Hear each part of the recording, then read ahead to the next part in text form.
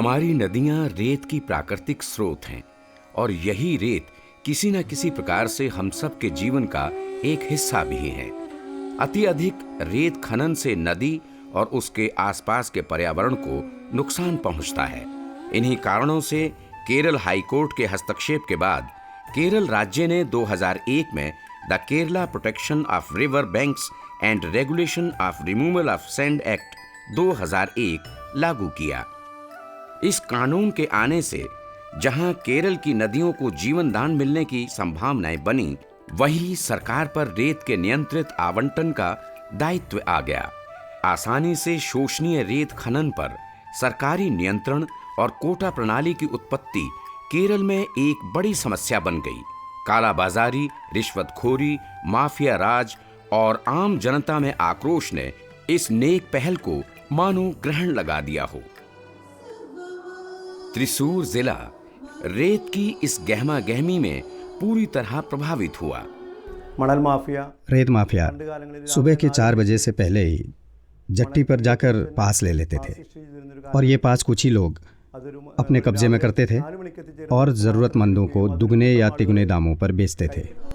जिला प्रशासन ने इस समस्या से निपटने के लिए ई गवर्नेंस के रास्ते जाने का फैसला किया। टेक्नोलॉजी को काम में लाने का काम भारत सरकार के स्थानीय नेशनल इंफॉर्मेटिक्स सेंटर को सौंपा गया। पूरे कार्य प्रभाव को समझने के लिए हितधारकों और लाभार्थी प्रतिनिधियों से बैठकें की गईं।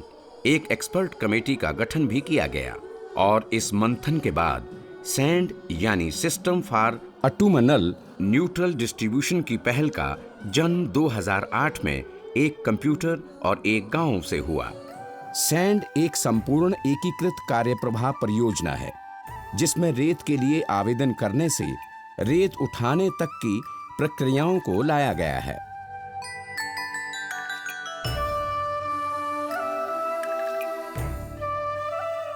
We are also technically generating a queue at the mining point and controlling it from the central server.